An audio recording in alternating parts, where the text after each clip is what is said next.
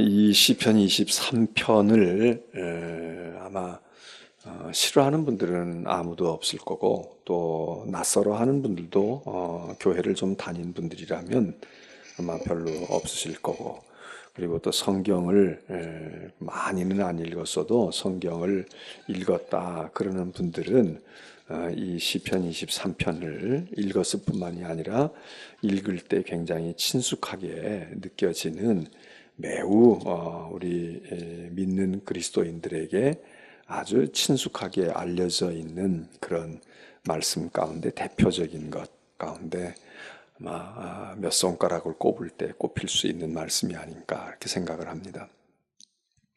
시편 150편 속에서 아주 이게 잘 우리에게 익숙해져 있을 뿐만 아니라 성경 전체, 신구약 전체를 통해서 볼 때에도 아마 이만큼 우리들에게 애송되어지고 기억되어지고, 또 뭐 내용이 무슨 뭐 특별히 뭘 이렇게 설명을 하지 않아도 그냥 읽으면 다 알 수 있는 내용 아닙니까? 뭐 여기 무슨 뭐 역사적으로 무슨 배경을 알아야 되고, 시대적인 무슨 뭐 상황을 알아야 되고, 또 이게 특별히 무슨 뭐 고대 근동의 옛날 역사 속에서만 뭐가 어떻게 되어지고 우리가 오해하기 쉽고 뭐 잘못되고 뭐 이런 요소가 별로 없이 그냥 무난하게 평범하게, 물론 그렇다고 해서 이 시편이 깊이가 없다, 이 시편이 뭐 해석의 여지가 없다, 그런 거는 아닙니다. 그런 건 아니고, 이것도 깊이가 있고 얼마든지 그럴 수 있지만 굳이 그렇게 하지 않아도 그냥 읽고 우리가 은혜가 되는 거. 이게 이 시편 23편이 가지고 있는 여러 가지 그런 아주 장점과 특징 중에 그런 거 아니겠어요? 우리가 글을 읽든지 글을 쓰든지 또는 말을 하든지 뭐 설교를 듣든지 하든지 이럴 때, 예를 들어서 아주 굉장히 유식하고 보통 사람은 들어도 저게 무슨 얘기인지 잘 모르고 진짜 수준 있는 사람들이나 저런 말 할 수 있고 저런 얘기를 들을 수 있다, 뭐 그런 것도 물론 뭐 좋은 거라고 볼 수 있겠죠. 그러나 정말 깊이가 있고 정말 좋은 것은, 정말 가치가 있고 영향력이 있는 것은 평범하고 어렵지 않은데, 설교도 뭐 굉장히 어렵고 말이죠. 학문적으로 그렇게 하고, 또 뭐 꼭 학문적이 아니더라도 예를 들어서 아주 신비한 뭐가 있어가지고 그 은혜의 수준에 들어간 사람이 아니면 그 설교를 이해할 수도 없고 저게 뭔지도 감을 잡을 수 없는 그런 설교나 그런 강연이나 그런 글을 보고 야 진짜 수준 높다 대단하다 이렇게 할 수 있지만, 그러나 사실 반대일 수가 있습니다. 그러니까 쉬운 거, 그냥 누가 들어도 이해가 돼요. 근데 누가 들어도 이해가 되고 무슨 말인지 알 것 같은데 그게 결코 가볍지 않은 것입니다. 그래서 이제 설교학을 이야기하고 설교 말할 때에도 설교를 어렵게 하는 분들이 있거든요. 뭐 신학교에서 학생들 놓고 무슨 뭐 그런 학문적인 설교를 한다면 뭐 학자를 들 꿰고 말이에요. 뭘 어떻게 해가지고 그렇게 할 수 있겠죠. 그런데 그런 설교가 정말 깊이가 더 있는가? 아니면 그 자리에 아이도 앉아 있고 어른도 있고 초신자도 있고 신앙생활을 오래 한 사람도 있는데 그냥 듣는 거예요. 편안하게 듣고 편안하게 오는데 그게 뭔가 마음에 남고, 그것이 무언가 자기 신앙을 이렇게 일으켜주고 자기를 채찍질할 수 있는, 이렇게만 할 수 있다고 하면 그게 얼마나 쉽게 이야기하고 쉽게 할 수 있으면서 깊이가 있다 그러면 얼마나 좋겠습니까? 여기 시편 23편은 뭐 어려운 단어가 있습니까? 무슨 뭐 힘든 뭐가 있습니까? 무슨 아주 그 철학적으로 사상적으로 깊이가 있어가지고 전문적인 용어가 있습니까? 그런 거 별로 없거든요. 그래서 이 시편이 우리에게 친숙미가 있고 우리에게 올 수 있는 그런 특징적인 시 아닐까 생각을 합니다. 또 이 23편의 시는 이렇게 우리가 이 시편의 내용을 읽어보면서 굉장히 우리가 그냥 꼭 유대 사람들처럼 우리가 무슨 양을 치거나 이렇게 하지 않아도 우리가 조금 목자라는 개념이 조금 낯설기는 하지만은, 그러나 그냥 어느 정도 성경을 알고 있거나 그런 사람들이 볼 때는 이게 그냥 잘 이해가 되고 소화가 되고 나 자신에게도 와 닿는 그런 시편으로 되어 있는 말씀이다. 그렇게 우리가 볼 수가 있습니다. 자, 여기 우리는 23편을 이렇게 보게 될 때에 이 시편을 또 좋아하는 이유 중에 하나가 뭔가 하면 이 시편이 모든 사람에게 모든 경우에 어떤 상황과 어떤 처지에 있는 사람이라도 이 시편이 공감이 된다 그 얘기입니다. 예를 들어서 우리가 성경도 그렇고 뭐 다른 것도 그렇고 특수 상황에 특수한 사람들에게 특정한 상황 속에서 더 의미가 있는 것이 있을 수 있잖아요. 예를 들면 우리가 이제 시편 가운데도 그런 게 있지만은 그래서 병에 걸렸다 이거예요. 죽을 병에 걸렸다 이겁니다. 그러면 그게 굉장히 죽을 병에 걸렸다 그러면은 그리고 그 병에서 낫거나 그 병에서 울부짖는다든지 그거 굉장히 감동적이죠. 그런데 건강한 사람에게 있어서는 나 지금 죽을 병에 걸려 있지 않아. 그런 사람에게 있어서는 그 시가 아무래도 조금은 좀 자기하고 거리가 있다 이겁니다.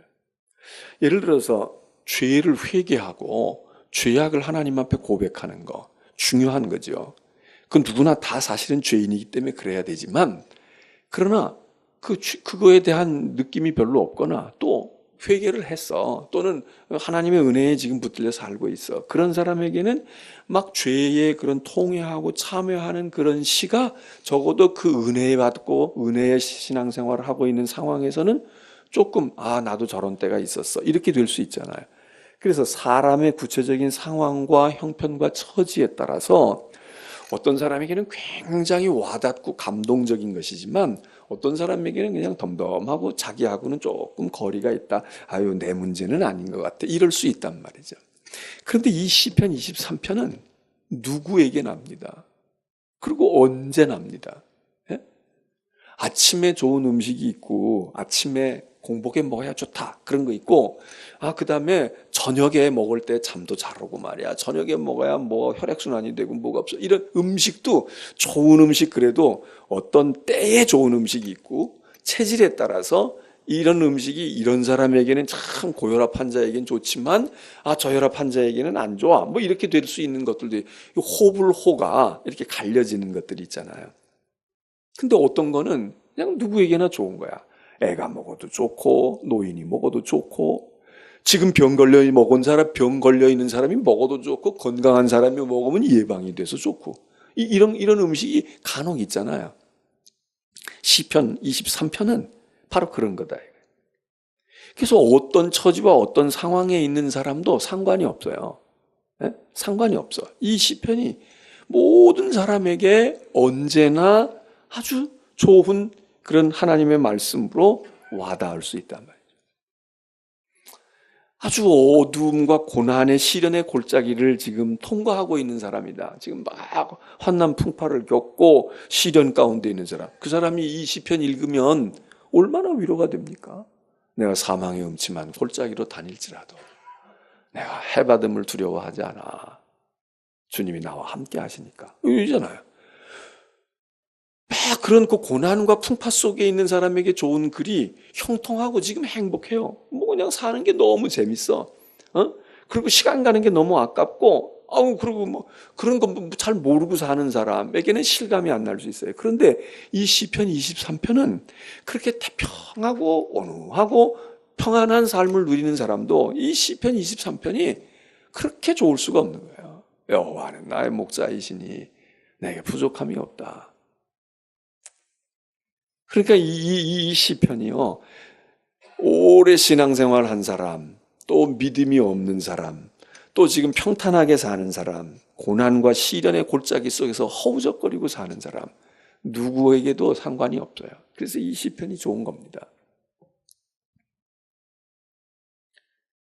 이제 목사들도 이렇게 이제 신방을 하면 가정에 가거나 이렇게 하면 저분이 어떤 형편일까 잘 알면 잘 알아서 얼른 이 말씀이 좋겠다 이렇게 될 수 있지만 잘 모르는 분들을 만나면 이분이 고난의 세월을 살아왔나 지금 뭐 정말 기쁨과 즐거움에 가득 찬 삶을 사나 어쩌나 모를 수 있거든. 그러면 이게 말씀을 선택할 때 조금 그런 걸 다 떠나서 일반적이고 항상 모든 사람에게 좋은 말씀들을, 보편적인 것을 나누어야 하죠. 이 시편은 그런 겁니다. 예를 들어서 이 시편이 아주 형통한 사람에게 있어서 이 시편을 말씀할 수 있잖아요. 아, 하나님이 당신의 목자이셔요. 그래서 하나님이 이렇게 푸른 풀밭을 주셨네. 하나님께서 이렇게 쉴 만한 물가를 주시고 쉼도 주시고 그러네요. 시련과 고난 가운데 있는 사람이 있어요. 아, 지금은 그럴지 모르지만 하나님을 목자로 섬겨보시고 또 하나님이 지금 시련의 골짜기 지나가도 아, 주의 지팡이와 막대기가 당신을 이렇게 얘기할 수 있거든요. 이 시편 23편은 결혼식 할 때도 아주 좋은 말씀으로 나눌 수 있고요. 이 시편 23편은 병든 사람 수술 앞두고 그리고 막 지금 막 그냥 생사 갈림길에 서 있으면 막 두려움과 걱정이 있는 사람, 이 시편 23편 얼마나 좋아요? 심지어는 사람이 죽었단 말이에요. 장례식에서도 이 시편 23편이 아주 좋은 성경의 본문이란 말이에요. 어떤 본문? 우리가 물론 부활, 영생, 그리고 위로, 요한계시록에 있는 말씀, 이런 거 가지고 또 사도 바울의 서신 이런 거 통해 가지고 우리가 장례식이나 이럴 때 말씀을 전할 수도 있지만 시편 23편 아주 훌륭한 장례식 설교로 쓸 수 있는 말씀이고요. 그건 결혼식에도 써, 장례식에도 써, 성공한 사람에게도 의미가 있어, 실패에 지금 고난의 골짜기를 가고 있는 사람에게도 이 말씀이 그렇게 위로가 될 수가 없어요. 그리고 얼마나 이게 전천후야. 예? 그야말로 만병통치인 거예요. 그러니까 여러분들이 이 시편 23편을 가까이 할, 사람들이 다 좋아하고 그러면 그러는 이유가 있는 겁니다. 물론 하나님의 말씀이 어느 말씀이 다 중요하지 않은 말씀이 있겠어요. 그런데도 불구하고 믿음의 사람들이, 그리스도인들이, 많은 사람들이 이 시편 23편을 애송했다. 이 시편 23편을 시편 가운데 진짜 손가락으로 몇 개 꼽으면 꼭 들어갈 시편이다 이렇게 생각하는 데는 그만한 이유, 그만한 경험, 그만한 다 확인을 했기 때문에 그런 거지. 그냥 이 시가 짧다, 길다, 다윗이 썼으니까 그런 게 아니다 이거죠. 이 시편 23편을 여러분들이 가까이 하시고요. 그리고 자주 보시면 좋고요. 우리 찬송가에도 우리 찬송가에도 이 시편 23편을 가지고 만든 찬송들이 있잖아요. 찬송시도 있고.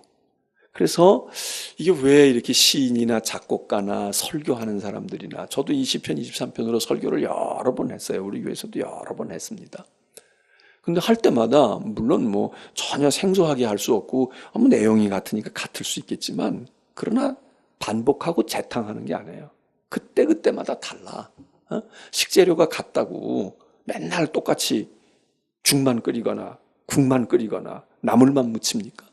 그거 가지고 부침개도 할 수 있고, 그거 가지고 전골을 할 수도 있고, 그거 가지고 밥을 만들 수도 있고, 그거 가지고 즙을 내서 어떻게 할 수도 있고, 다 다르지요. 삶아낼 수도 있고, 구워낼 수도 있고, 튀길 수도 있고, 별게 다 있잖아요.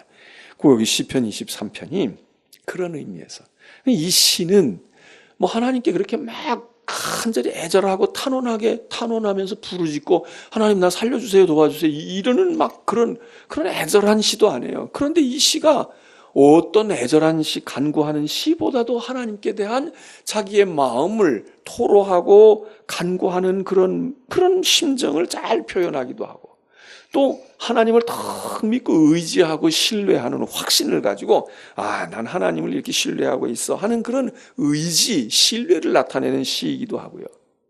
또 어떻게 읽으면 이게 감사이기도 하고, 어떻게 읽으면 찬양이기도 하고, 어떻게 읽으면 이게 고백이기도 하고, 그런 거예요. 그거 얼마나 좋은 겁니까? 우리가 음식을 만들 때에도 식재료가 제한된 게 있을 수 있잖아요. 요거 가지고는 몇 개밖에 할 수가 없어. 근데 어떤 거는 비싼 것도 아닌데 그거 가지고 그냥 머릿속에서 다 할 수 있어.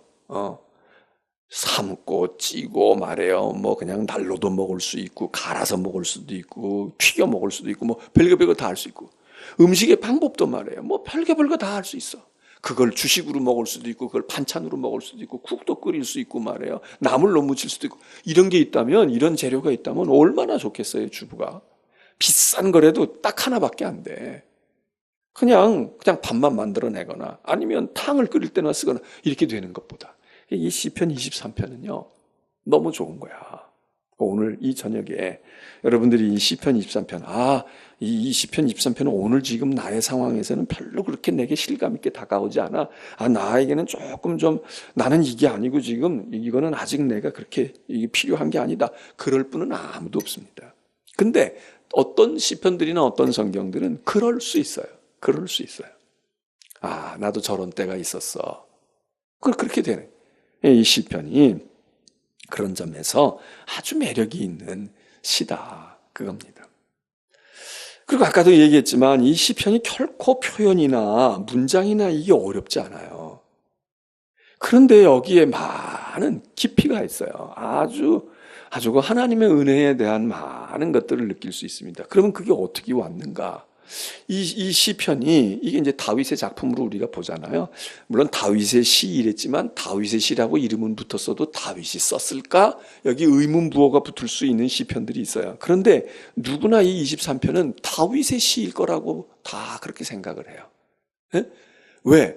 이 시편의 내용이 다윗의 일생을 우리가 알고 있는데 다윗의 생애에서 거기 그 자기 삶에서 거기서 우러나온 거거든. 그가 다윗의 이야기하고 거의 같아. 그러니까 이건 다윗의 시라고 많은 사람들이 생각을 하고 다윗의 시 가운데도 대표적인 것이다 생각을 하는데 다윗이 이 훌륭한 시를 쓸 때 앉아가지고 그냥 시를 만들기 위해서 종이에다가 몇 번씩 써보고 뭘 어떻게 하고 막 이렇게 했는지 어쨌는지는 모르지만 적어도 이 시가 말이죠. 그렇게 머릿속에서 시상을 만들어가지고 단어를 검토하고 요걸 쓸까 저걸 쓸까 이렇게 해가지고 만들어진 것 같지가 않아요. 물론 시어를 하나씩 선별하고 그러긴 했겠지. 그런데 이 시의 전체적으로 흘러가는 내용을 보면은 이게 다윗의 삶에서 자기의 인생의 경험에서 그냥 저절로 만들어진 것 같아. 이게 다윗의 인생이거든요. 공부해가지고 책에서 좋은 거 따가지고 말해요. 설교할 때도 그럴 수 있잖아요. 그냥 주석책도 보고 뭣도 보고 신학서적도 보고 뭣도 해가지고 다 이걸 잘 조합을 해가지고 그래서 그럴듯한 설교가 좋을 수 있죠. 그렇게 나온 설교도 좋은 설교일 수 있어요.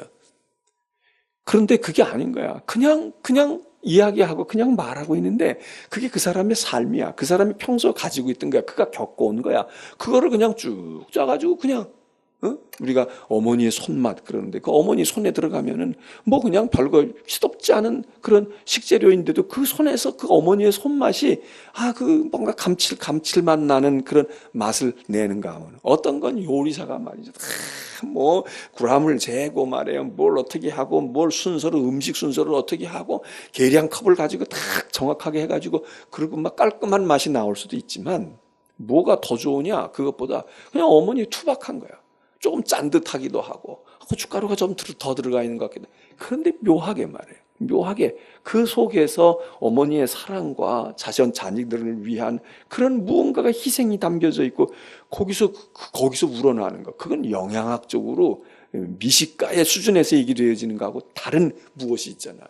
그런 걸 먹고 우리가 커지는 것처럼 이 다윗의 23편의 시가 이게 시적으로 분석을 할 때에 뭐가 기승전결이 어떻게 됐느냐, 시어로 적합한 단어가 여기 선택이 됐느냐 안 됐느냐 이렇게 분석을 해가지고 그렇게 해도 이게 좋은 시라고 할 수 있겠지만 그것보다는 이 시를 이렇게 쭉 읽어가면서 다윗의 생애 속에서 다윗의 삶 속에서 다윗이 겪어온 그 삶의 이야기가 고백되어지고 거기서 찬양되어지고 감사가 일어난 그래서 그냥 아주 순수해.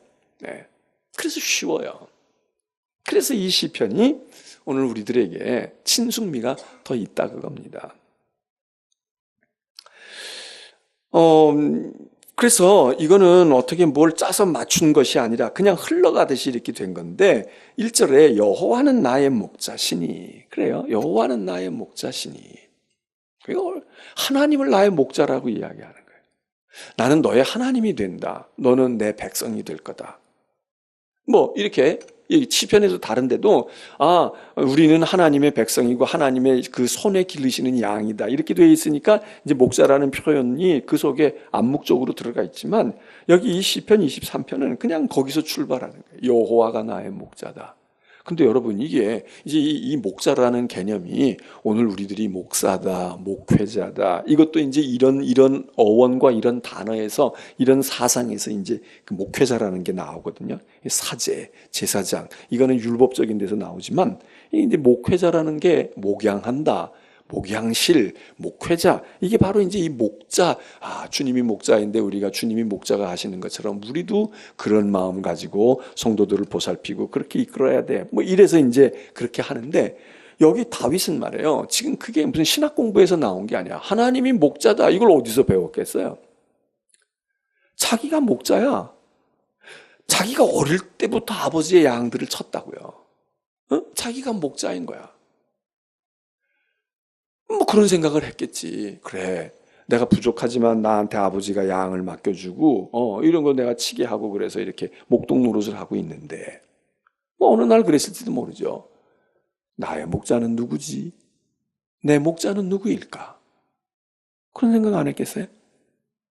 이 양들이라는 이놈들 말이야. 뭐 불도 없고 발도 빠르지 못하고 뭐 그렇다고 머리가 뛰어나가지고 아주 교묘하게 무슨 변색을 뭐 하거나 무슨 보호 본능이 있어가지고 이것들 그냥 목자가 없으면 그냥 그날로 다 죽고 그날로 다 그냥 길 잃어버리고 그날로 몰살될 그런 운명에 처해 있는 아무 능력이 없는 양들 아닙니까? 미물 짐승도 다 특징이 있잖아요. 날카로운 맹수가 있고 맹수도 아주 힘이 센 놈이 있고 힘은 세지 않은데 힘은 좀 그만 못하지만은 그러나 날랜 몸을 가지고 아주 지략이 뛰어난 게 있고 다 특징들 생존할 수 있는 특징들이 있잖아요. 그래서 빨리 도망가든지 아니면 뭐 다산을 해가지고 막 번식이 하나 가지고 몇 명 물어 죽여서 죽어도 그 다음에 또 죽은 것 이상으로 막 번식한다든지 뭐 이래. 양은 그런 별로 특징이 없는 거예요. 공격용 무기가 있어요. 도망을 빨리 가요. 아니면 군집을 해서 그냥 잔뜩 물 이렇게 모아 있어가지고 상대방이 볼 때, 저거 엄청나서 달려들지 못하겠는데 이런 것도 아니야. 그냥 양들은 뭐 그냥 잡혀 먹을 수밖에 없는 거예요. 근데 단지 양들에게 있어서는 이 목자가 양을 돌본다 이거죠. 그러니까 목자가 그러니까 목자 없는 양은 그냥 죽음인 거예요. 그냥 파멸인 거야. 그게 이제 다윗이 그게 자기가 본분이잖아요. 야, 나같이 무능하고 나같이 별것도 없는데 그래도 이 양 이놈들이 말이야 나 때문에 살기도 하고 새끼도 낳고 그리고 번식도 하고 그래. 그 너희는 말이야 나 같은 무능한 목자를 만나도 꼴도 먹고 물도 마시는데 근데 나는 내 목자는 누구야? 그런 생각을 늘 했겠죠. 그 여기 어느 날 깨달았겠지. 내 목자는 나도 양과 같아. 나도 뭐 힘이 있나 뭐가 있나. 내 목자는 여호와시지. 여호와는 나의 목자시니. 뭐 얼마나 소박해요. 그러면서도 그게 자기 인생이야. 이게 공부해가지고 하나님은 어떤 분이신가? 전지전능하시다. 뭐 하나님은 무소부재하시다. 하나님은 영원불변하신 분이야. 하나님은 흠이 없는 분이야. 이런 것들은 어떻게 보면 다 맞아요. 그런데 그것들은 상당히 사상적이고 철학적이고 신학적인 그런 냄새가 교리적인 냄새가 난단 말이에요. 하나님은 완전 무결하시고 하나님은 막 의의 하나님이시고 하나님은 모든 것을 이기실 수 있고 이러는 것은 그건 이제 신앙을 이렇게 조합을 해가지고 이렇게 조직화해서 만든 거지. 이론화해서 만든 거라. 그건 그것대로의 강점이 있어요. 이단이나 이런 것들은 그런 걸로 대처를 해야 돼. 그놈들이 뭐라고 얘기한다. 우리는 뭐라고 할까? 이러고 이제 이렇게 해야 되는 거지만, 그러나 신앙이 그런 것들 이지적이고 논리적이고 조직적이고 교리적이고 이런 것들로만 되는 게 아니라 그냥 무언가가 여기 턱 와야 되고 무언가가 확 느껴져야 되는데 그런 게 바로 이런 거죠. 다윗이 자기가 목자였어. 그러니까 하나님이 내 목자시네요. 나는 하나님이 없으면 저 양과 같이 저놈들처럼 나도 그래요. 그런데 나같이 무능한 사람도 목자가 돼서 이 양들을 살리는데 하나님은 은혜로우시고 하나님은 뛰어나신 분이고 하나님은 능하신 하나님인데 하나님이 내게 목자시니 내가 뭐가 부족하겠어요? 그 다음이 이어지잖아요. 여호와는 나의 목자시니 좋아 걱정 없어 이럴 수 있는데 그 다음에 부족함이 없다. 내게 부족함이 없다. 이것도 뭐 공부에서 나와요. 목자는 양을 부족하지 않게 해야지 목자야. 뭐 이런 논리에서 나오는 게 아니에요. 그냥 양을 데리고 다니는 목자라면 때 되면 풀밭으로 데리고 가고 물 마시게 되면 물가를 찾아서 물 먹이는 거예요. 그러니까 이 양들은 그냥 목자만 따라다니면 풀도 먹고 물도 마시고 쉴 때 되면 쉬고 우리에 들어갈 때 되면 들어가고 부족함이 없어. 이놈들은 가진 것도 없고 이놈들은 뭐 투자해 놓은 것도 없고 이놈들은 무슨 제도적으로 무슨 어쩐 시설을 만들거나 무슨 시스템을 만들어서 거기서 안주하거나 거기서 보호받는 아무것도 없다고요.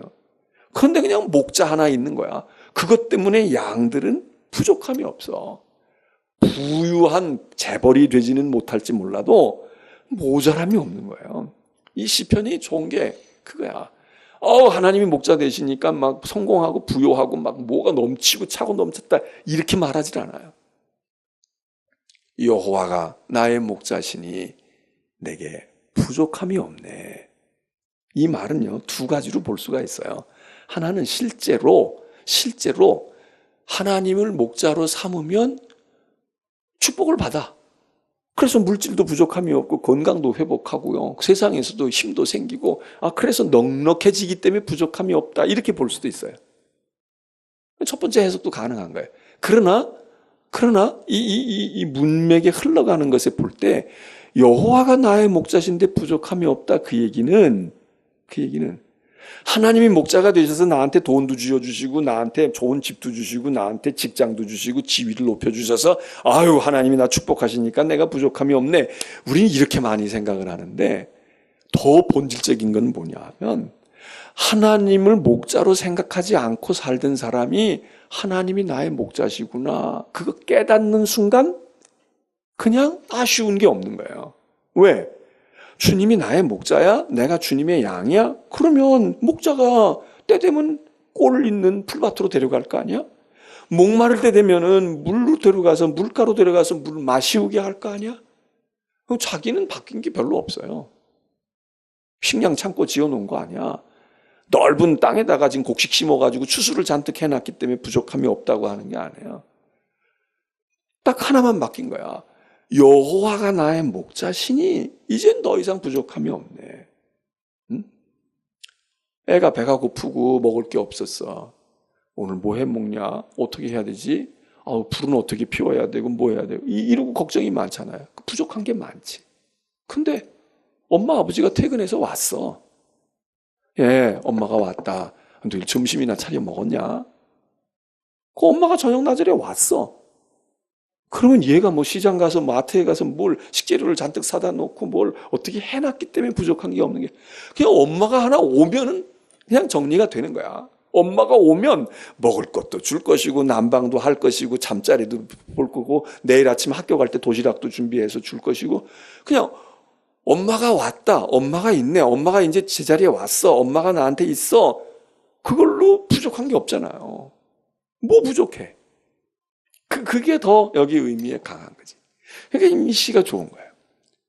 여호와가 나의 목자이신 것을 너 믿니?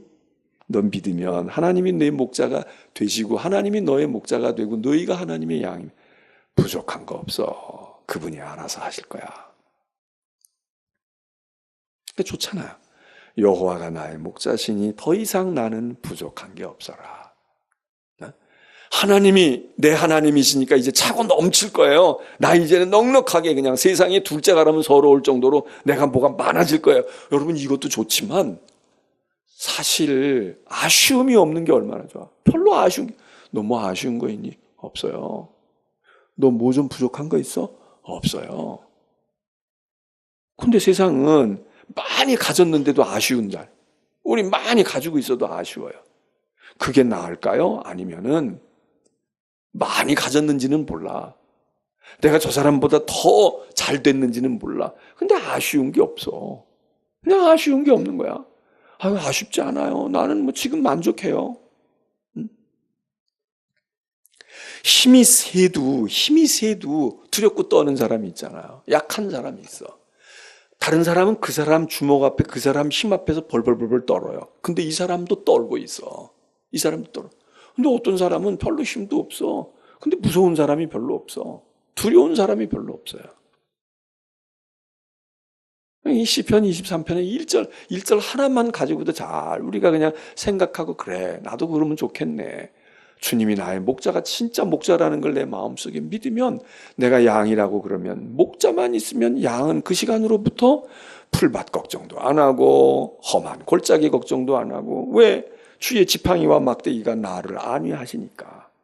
그 주의 지팡이 막대기 이렇게 구부러진 지팡이 있잖아요. 양을 목자에 그거 가지고서 내가 낭떠러지에 떨어져도 다 목에다가 걸고 한쪽 다리 걸고 그래가지고서 딱 지팡이를 끌어올려 주시는 주의 지팡이가 나를 늘 보호하시고 안전하게 하시고 나는 힘이 없고 늘 늑대가 나타나고 곰이 나타나고 사자가 나타나고 나를 잡아먹으려고 해도 목자의 몽둥이가 있어. 목자의 막대기가 있단 말이에요. 지팡이하고 다른.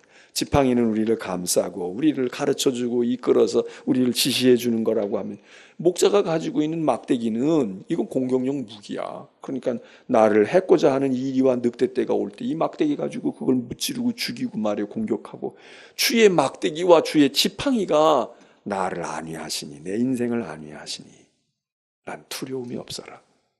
두려움이 없어라. 이 시편 23편은 그래서 우리가 사실 성경을 많이 읽는 것도 좋지만 내가 은혜 받고 나에게 정말 좋은 것을 한두 가지라도 그걸 계속해서 묵상하고 그걸 가끔씩 다시 그걸 떠올려서 읽고 여러분 이 시편 23편을 매일 아침 한 번씩만이라도 우리가 또는 하루 일과를 마치고 저녁에 한 번씩만이라도 소리내서 읽어도 좋고 그냥 눈으로 읽어도 좋고 찬양으로 여호와는 나의 목자시니 오늘 하루도 내게 부족함이 없었네.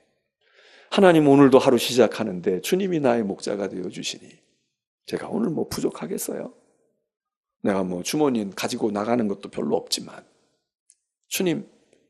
주님이 내 목자라면 세상의 목자도 풀밭으로 인도하시고 쉴 만한 물가로 데려가셔서 물 마시고 쉬게 하시는데 오늘도 나에게 쉼을 주실 겁니다. 저는 주님이 나의 목자입니다. 이러고 읊조리고 만일 우리가 그렇게 한다면 우리 마음이 얼마나 여유가 생기고 얼마나 마음이 안온하겠습니까? 이 시편의 23편이 그 이야기를 우리에게 주는 아주 귀한 말씀입니다. 그래서 이것은 다윗의 삶의 이야기입니다. 사실은 우리가 이제 다윗은 많이 알기 때문에 그러고 다른 시편의 저자들은 우리가 이 사람이 누군지도 모르고 그냥 일반적으로 이렇게 하지만 시편이 좋은 점은 뭔가 하면 바로 이런 삶의 이야기들이에요. 자기들이 살아온 삶에서 겪어지고 경험되어지고 체험되어진 신앙. 그게 꼭 막 신비하고 막 그런 게 아니라 그냥 그 사람의 삶이야. 그게 믿음으로 표현되어지고 그게 시로 나타나고 그게 기도와 찬양으로 만들어졌기 때문에 그래서 시편이 좋다는 거예요. 시편이 좋다는 거예요. 그리고 이게 무슨 말이죠? 지금 다윗이 야 너희들 알아? 너희들 목자라는 거 모르지? 듣도 보도 못했지? 목자라는 게 있다고. 목자는 말이야 어원으로 볼 때는 라틴어로는 이렇게 돼 있고 히라보로는 이렇고 말이야 히브리어로는 이런 뜻이 있는데 그게 목자거든. 그 목자라는 거 의미가 그런 거야. 이렇게 해서 가르쳐 주는 것도 좋지만 사실 깊이 있고 대단한 말씀은 그렇게 되는 게 아니라 우리의 경험과 우리의 영역을 통해서 하나님의 나라를 보여주는 거 그게 더 이게 예수님의 설교의 방법이고 예수님의 티칭, 교육의 방법이잖아요. 예수님이 하늘나라에 대해서 얘기하는데 어렵게 말씀하시던가요? 요즘에 신학자들은 너무 어려워. 천국이 뭐냐?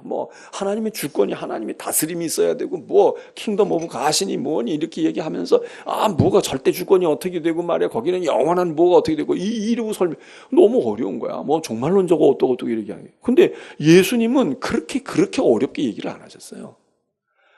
예수님은 땅에 있는 얘기는 쉽게 얘기하시지만 우리가 가보지도 못하고 듣지도 못했던 하나님 나라 천국에 대한 이야기를 할 때 다 거기 철학적으로 어렵게 얘기했습니까?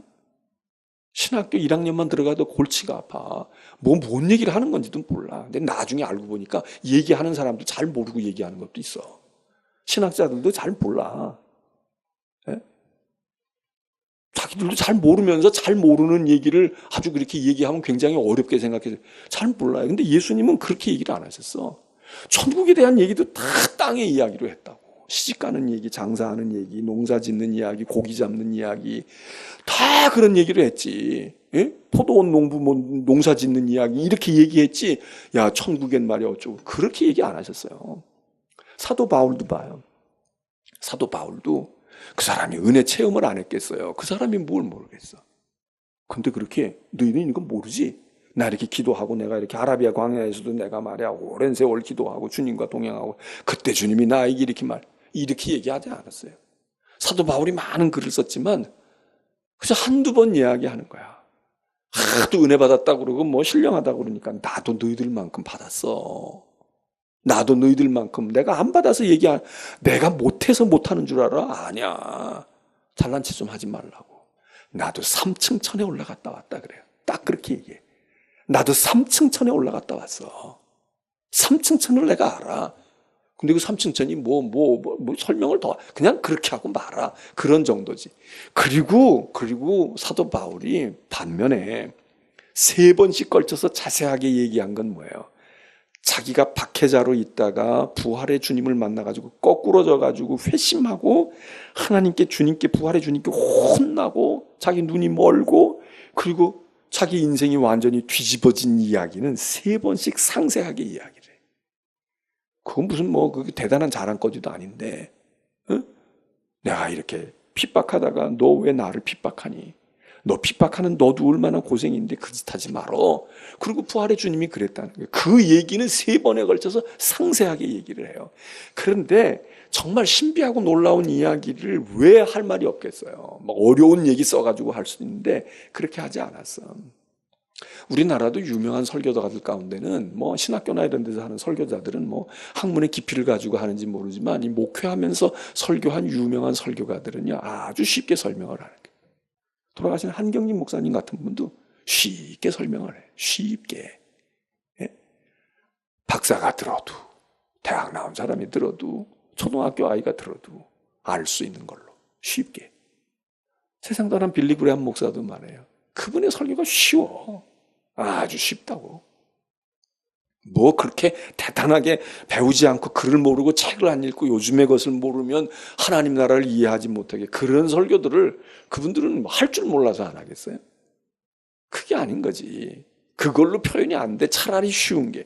여기 지금 다윗이 얘기하는 여호와가 나의 목자신데 내게 부족함이 없다. 무슨 설명이 필요해요? 하나님이 목자면 넌 부족함이 없는 거야. 알잖아. 우리 알잖아. 양이 그렇고 내가 목자인 내가 그렇고 그리고 우리가 알잖아. 그거야. 하나님이 목자야. 사망의 음침한 골짜기로 다닐 때에도 두려움이 없다는 거야. 부족함도 없고요. 두려움이 없다는 거야. 두려움이 없다. 그러면 지나갈 만하지. 예? 우리가 평탄한 길도 가다가 이게 지뢰가 있을까, 여기 낭떠러지가 있을까, 무슨 일을 만날까 이러니까 두려움이 생기지요. 그런데 정말 두려워 보여. 칠흑같이 어두움이 있어. 근데 아무 문제가 없다. 안전해. 거기는 함정도 없고 거기 그냥 눈 감고 가도 너는 목적지에 당도할 수 있다. 그렇다면 그걸 못 갈 게 뭐가 있어요? 여기 다윗은 그런 은혜가 어디서 오느냐? 목자이신 주님이 나를 그렇게 인도하신다. 나를 위로하시고 안위하시고 편안하게 하시고. 그런데 사실은 이 시는 우리가 이제 강하게 6절로 되어 있는 시인데 우리 이걸 거의 다 여호와는 나의 목자라고 우리 고백을 해요. 그런데 엄밀하게 따지면 사실 여기는 목자의 이미지만 들어있지는 않아요. 목자의 이미지만 들어있지 않아. 넉 절은 목자의 이미지가 확 들어있는데 5절과 6절은요 이미지가 슬쩍 바뀌어요. 이때는 그냥 양치는 목자가 아니야. 주님이. 이때의 주님은 Lord, my Lord, 내 주님, 내 주님인 거예요. 근데 이거를 그렇게 구분해가지고 여호와는 목자 1절로부터 4절 그리고 5절로부터 6절은 여호와가 주님이셔 이렇게 분석해도 좋지만 아니 그 목자가 주님도 되시는 거야. 그 목자가 주님도 되셔. 그래서 5절 6절은 그림이 달라져요. 1, 2, 3, 4절에서는 목자로서의 그런 기능, 목자가 양이 겪는 그런 거였는데 5절, 6절은 원수의 목전에서 내게 상을 베푸시는 왕 같으신 분, 주군 같으신 하나님. 그거예요. 근데 이게 안 통하는 것 같은데 연결이 잘 돼요. 문맥이 잘 연결이 된다고.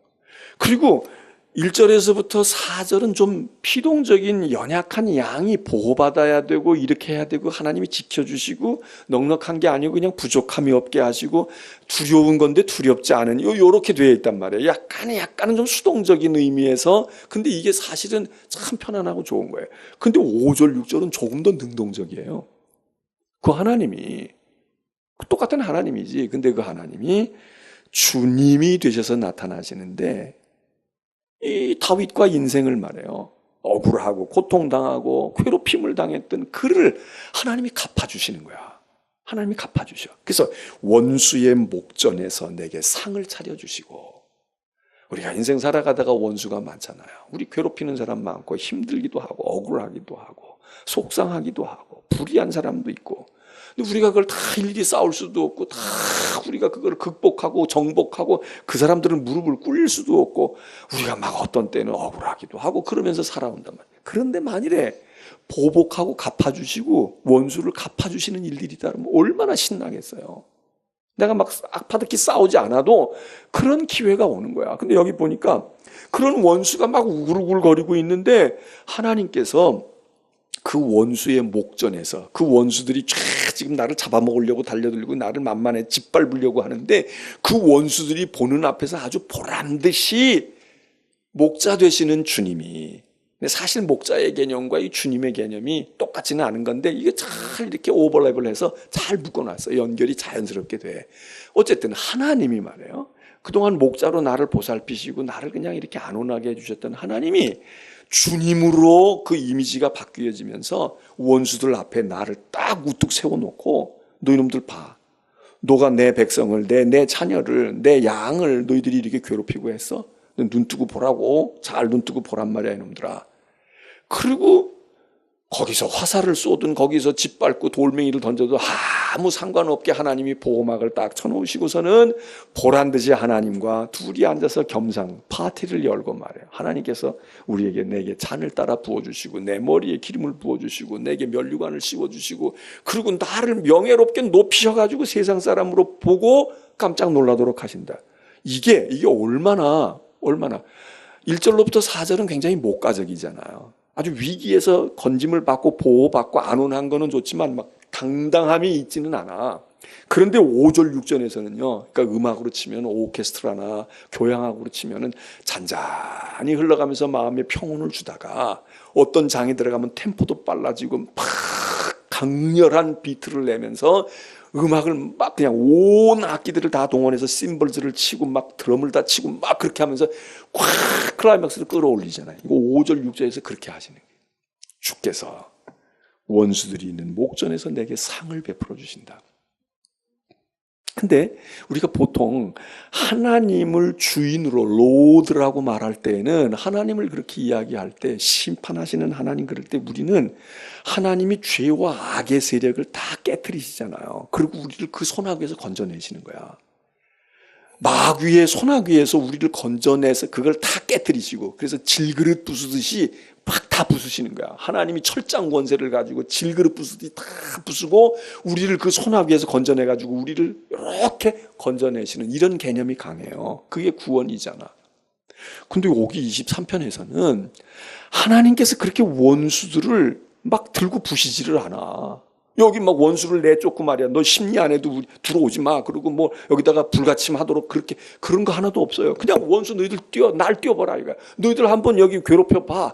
그런데 하나님이 어떻게 하시느냐? 심판하고 형벌을 주고 없애는 게 아니라 그놈들 그냥 뛰게 내버려 두는 거야. 그리고 하나님께서 이쪽에서 다른 판을 벌리셔. 그리고 너희들 한번 봐. 너희들이 암만 해코자 한다고 얘가 넘어지는 줄 알아? 얘는 존귀한 존재야. 그리고 하나님이 상을 베풀어 주신다 이거야. 여러분 한번 제가 묻고 싶어요. 여러분은 어떤 걸 원하세요? 여러분의 원수나 여러분을 괴롭히고 힘들게 하는 사람이 있거나 악한 세력이 있어. 완전히 초토화돼 가지고 아주 씨를 다 말려버리는 게 거기서 통쾌함을 느끼겠어요? 아니면 그 세력들이 그냥 준동하고 있어. 그냥 그냥 눈을 시퍼렇게 뜨고 나를 못 잡아먹어서 그냥 아주 눈에 도끼를 품고 있는 거야. 그런데 암만 그래도 소용이 없어. 그리고 나는 그전 같은 막 주눅이 들고 그냥 어디 쥐구멍을 찾고 막 수치스럽고 두렵고 벌벌벌벌 떨었는데 아니야, 당당함, 아주 평온함을 유지하고. 그리고 하나님께서 보란 듯이 봐봐, 이 존재는 말이야 아주 위대한 존재고 내가 사랑하는 자고, 그리고 보란 듯이 그들 앞에서 하나님이 연출해가지고 나를 아주 높여주시는 거야. 손 하나 머리카락 하나 까딱하지 아니하도록. 여러분, 어떤 게 더 여러분은 통쾌할 것 같아요? 어? 잘 모르시겠어? 어떤 게? 그냥 사글이 나를 싫어하고 나를 미워했던 존재들은 완전히 다 그냥 초토화돼가 다 죽어서 없어졌어. 그러면 만일에 그렇게 죽어서 없어진 상황에서 우리가 잔을 기울이고 거기서 춤을 추고 그러면 누가 그걸 알아주겠어요? 그런데 그 사람들이 눈 뜨고 보는 거야. 그리고 깜짝깜짝 놀라는 거야. 야, 저런 존재였어? 저 사람이, 쟤가 저런 거였어? 저 하나님하고 저렇게 가까운 거야? 그런 모습이 여기 담겨 있잖아요. 그러니까 우리는 세상의 모든 악이 소멸되어지고 다 깨지는 것, 그렇게 하고 하나님의 나라가 이루어진다는 이미지가 분명히 성경에 있어요. 마지막 때, 종말의 때는 그게 다 이제 무너지고 깨지는 거지. 그런데 반대의 이미지도 있어요. 우리가 왕노릇, 주님과 왕노릇 하게 되면 왕노릇 하는 맛이 있어야 되잖아. 우리가 왕이 된 걸 봐주고 놀라는 사람이 있어야 신나지. 다 없어졌는데 그냥 우리만 태평해, 아무 문제가 없어. 그건 뭐 이렇게 신나겠어요? 저는 이 이미지가 굉장히 좋은 거야. 그리고 요한계시록에도 그런 게 있어요. 사실 우리가 심판을 통해서 모든 죄악이 다 소멸되어지고 다 사라져버린다고 그러지만은 지옥이라는 게 뭐예요? 악한 자들이 지옥불에 들어가서 있잖아. 그 아브라함 이야기 예수님께서 비유로 말씀하실 때도 그렇잖아요. 지옥에 떨어져 있는 자가 막 아우성 치는 거야. 아브라함이요, 아브라함이요. 우리 자식들이라도, 우리 부모들이라도 구원받게 해주세요. 그건 무슨 얘기겠어요? 세상의 모든 악이 다 없어져가지고 완전히 사라지는 게 아니야. 그러니까 어떻게 보면 살아있는 거로만 말하면 모든 사람은 다 산다고 볼 수 있어요. 예수 믿고 은혜를 받고 생명의 구원 얻은 사람만 영원한 생명을 사는 게 아니야. 지옥에 들어가는 사람도 영원히 존재한대잖아. 지옥불에서 그냥 뜨거운 불에서 고통을 당하면서 영원히 있는 데잖아요. 그냥 차라리 죽어버리면 얼마나 좋아요. 죽어버리면 끝이야. 근데 죽지 않게 한다는 거야. 그러니까 살아서 뭐가 움직인다, 그런 측면에서는 의인도 살고 악인도 살아. 근데 의인은 영원한 생명이, 이게 영생인데 하나님과 있는 평안 속에 사는 삶이고, 악인들은 지옥불에 던져져서 고통당하면서 일생 죽지도 않는다는 거야. 소금 튀듯이 그렇게 한다는 거야. 그러니까 이게 더 무섭지. 차라리 몸이 아프고 괴로우면 죽으면 괜찮아요. 그렇잖아요. 이제는 그만 떠나고 싶어요. 근데 죽지도 않아. 이거 얼마나 괴롭습니까? 죽으면 고통도 사라지지. 죽음과 함께 고통도 사라져. 근데 죽지 않는 거야.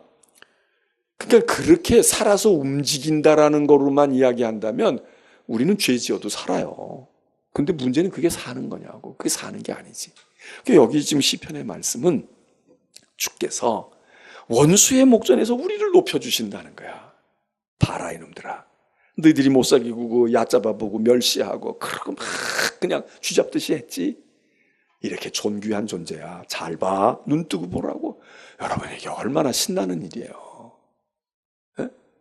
다 무너지고 없어져서 그냥 주님과 나만이 영원히 있는 거, 이것도 영생복락이야. 거기는 주님만 계시고 나만 계시고 이것도 좋지만 주님과 나가 이렇게 친하고 내가 이렇게 있는 것을 누군가가 좀 나 괴롭히고 힘들게 했던 놈들이 좀 봐줘야 될 거 아니야. 그럼 우리가 얼마나 신바람이 나겠어요. 봤지? 다시 물어요. 여러분은 어떤 천국을 원하셔? 어떤 하나님의 심판을 원하셔요? 이 세상의 죄와 악이 다 사라져서 아무것도 없어. 오로지 깨끗해. 오로지 순수한 의로운 사람들만 있어. 지옥도 없는 천국이 좋겠어? 아니면 지옥이 있으면서 천국이 있는 게 좋겠어요? 아이고, 권사님 기도한 거하고 달리 좀 마음이 좀 그렇다. 근데 저도 그래요. 저도 그래. 그렇잖아. 응? 여기 지금 시편의 이 얘기가 이게, 야, 주께서 원수에서 내게 상을 차려주시고 큰한 상을 차려주시고 거기서 그냥 보란듯이 내 머리 기름 부어주시고 나하고 가깝다고 여기시고 나에게 잔을 이렇게 부어주시면서 마셔, 걱정하지 말고 저놈들 보란듯이 한번 먹어보라고. 지금 다윗이 지금 그런 마음을 가지고 있는 거예요. 야, 그래서 6절에 얘기해요. 내 평생의 하나님의 선하심, 인자하심이 나를 반드시 따라올 거야. 내가 따라다니는 게 아니야. 내가 여호와의 평생의 선하심과 인자하심을 제가 따를 거예요. 주님이 가시는데 평화가 있고 주님이 가시는데 안전함이 있으니까 제가 따를 거예요. 그 얘기가 아니고 이 얘기는요 완전히 뒤바뀐 얘기야. 그냥 내가 가는 길에 여호와의 인자하심과 평생의 선하심이 나를 따라온대. 이거 얼마나 대단한 존재입니까? 다윗이 그 얘기예요. 그리고는 그 결과가 뭐야? 그렇게 따르리니 내가 여호와의 집에 영원히 거하리로다. 내가 여호와의 집에 영원히. 이게 신학적으로 얘기해서 이게 영생이냐, 신약이 얘기하는 영생이냐, 거듭남이냐, 천국이냐 이렇게 얘기하는 건 너무 그거는 교리적이고 너무 논리적인 거예요. 그냥 이대로 받으면 돼. 야, 여호와의 집에 영원히 거하. 그러니까 장례식에 이게 쓰일 수 있는 거야. 여호와의 집에 영원히 거하리로다. 사랑하는 권사님, 장로님, 여호와의 집에 영원히 거하실 거예요. 이 땅에서 떠나셨지만 영원히 거하실 거예요. 얼마나 좋아요. 태어나는 아이에게, 이 아이에게 평생 여호와의 인자하심과 선하심이 따라올 것이고 이 아이는 여호와의 집에서 영원히 빛난 존재가 될 거야. 안 어울려요? 어울려요. 사실 시편 23편이 아주 쉬우면서도 아주 은혜가 가득한, 그래서 여러분들이 시련 가운데 있더라도요, 또 형통할 때라도 이 말씀을 읽는 거죠. 많은 성공하고 난 다음에 이것 때문에 하나님 감사합니다. 그럴 수도 있지만 그럴 때 어떤 사람이 하나님 이렇게 주신 것도 참 좋고 감사하기도 하지만요, 제가 부족함이 없는 것은 주님이 나의 목자이시기 때문이에요. 이것 때문이 아니라 주님이 내 목자라는 것 때문에 나는 아쉬운 게 없어요. 뭐 얼마나 좋은 믿음입니까? 얼마나 좋은 믿음이에요. 시편 너무도 우리가 잘 아는 말씀인데 오늘 이 시편 한 편 그냥 제가 한 편을 같이 나누어 봅니다. 바라기는 여러분이 기왕에 가까이 하는 시편이 23편이지만 좀 더 가까이 하시고 이 시편에서 위로도 얻고 소망도 얻고 여기서 힘도 얻고 그리고 여기서 안전도 얻는 그런 정말 다방면으로 필요한 이 말씀, 여러분의 시, 다윗의 시가 아니라 우리 모두의, 우리의 삶의 이야기, 우리의 시가 되기를 바랍니다. 이제 기도하겠습니다.